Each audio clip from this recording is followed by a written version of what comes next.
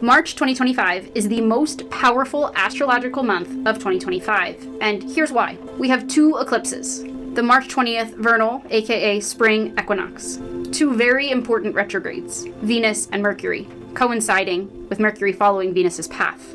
4 planetary kazimis, with planets conjoining the sun, kazimi translating from Arabic for through the heart of. So from our perspective, our Earth-based perspective, it looks as though the planet, as it aligns with the sun, is being consumed by the sun's energy, being burnt up, and then later reemerges in the sky, like the mythological phoenix, rising, reborn, renewed, and stronger than before from its ashes. And we have Neptune shifting into Aries. I'll explore each one of those in greater detail. March 2025 features 2 eclipses. This mid-month, blood moon, total lunar eclipse, 23 degrees 58 arc minutes of Virgo, almost, if you round up, to 24 degrees Virgo, and an end of the month, partial new moon, solar eclipse, 8 degrees 59 arc minutes, almost at 9 degrees of Aries. More on that in a bit. We have the March 20th vernal, aka spring equinox, Aries equinox, the start of spring here in the northern hemisphere. The vernal equinox creates energy volatility across the planet, leading to geomagnetic disruptions. We may see more volcanic eruptions, earthquakes, tsunamis, etc. 2 very important planetary retrogrades, one on March 1st and one in the middle of March, March 15th. Beware the Ides of March, Venus and Mercury, respectively. Whenever a planet stations retrograde, its symbolism is heightened and goes haywire as it experiences disruptions. For Venus, this includes disruptions to our closest relationships, friendships, client relationships, our finances, our money, our work, and our values and appearance. With Mercury, those disruptions include things that Mercury rules: trade, commerce, communication, and technology, most notably. Notice how the tariffs are now in effect.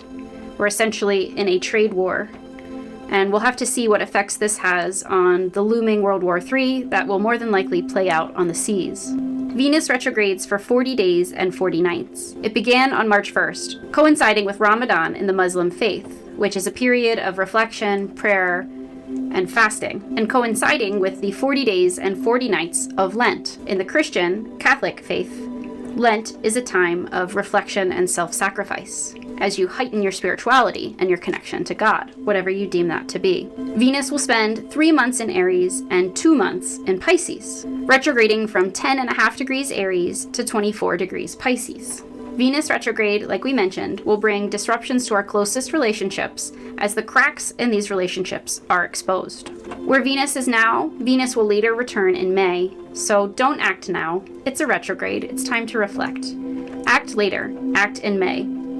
Sit back and, like the eagle on its perch, detach yourself from the situation and simply observe, simply be. Venus retrograde is influencing Uranus, while Uranus is in the final degrees of Taurus. It's approaching Algol, Medusa's head, the demon star. Because Taurus is one of the signs, along with Libra, that's ruled by Venus. Uranus will soon shift into Gemini in 2025. And whenever Uranus visits Gemini, it coincides with U.S. involvement in a major war. On March 15th, beware the Ides of March. Mercury stations retrograde 9 degrees of Aries, the exact point where we have the new moon partial solar eclipse at the end of the month. 8 degrees 59 arc minutes rounds to 9 degrees of Aries. This Mercury retrograde is particularly special because it follows Venus's path, meaning that both Venus retrograde and Mercury retrograde will conjoin the Sun, Neptune, the North Node of Fate and Destiny, and Saturn. Mercury is weakened in the sign of Pisces, so it feels confused, overwhelmed, and cloudy or unclear. Mercury is aggressive in the sign of Aries, so our communication might be overly direct, blunt, assertive, but teetering on the side of aggressive. We have 4 planetary kazimis in the month of March. On March 12th, the Sun and Saturn align for Saturn kazimi at that KILL or BKILLED degree, 22 degrees of Pisces. March 19th to 20th, depending on where in the world you're tuning in from, the Sun and Neptune align for Neptune kazimi, 29 degrees Pisces, the final degree of the zodiac. On March 22nd and 23rd, depending again on where you're tuning in from, The Sun and Venus retrograde align for a Venus cazimi, 2 degrees of Aries. And on March 24th, the Sun and Mercury retrograde align for a Mercury cazimi, 4 degrees of Aries. And finally, last but not least, on March 30th, Neptune will shift into 0 degrees Aries for the first time since April 8th, 1861, coinciding with the American Civil War.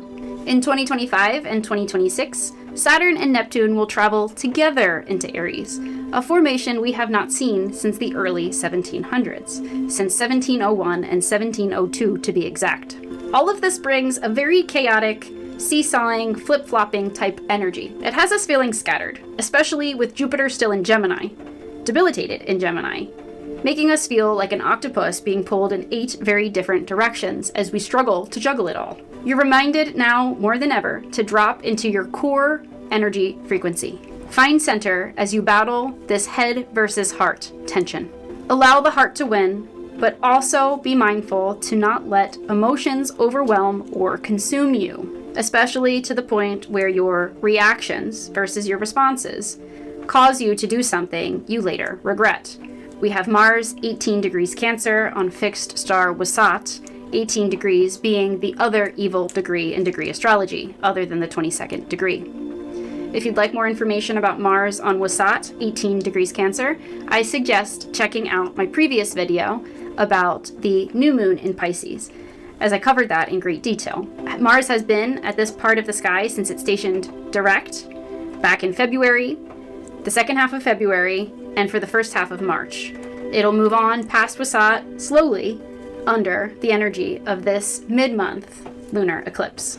Thank you for watching. If you're still with me, you're a real one. Drop your current most used emoji in the comments. If you took anything away from this video, we ask that you like, comment, share the content, and subscribe. If you enjoyed this video, we know that you'll enjoy the full playlist and this additional video. Thank you so much, love you, and see you soon.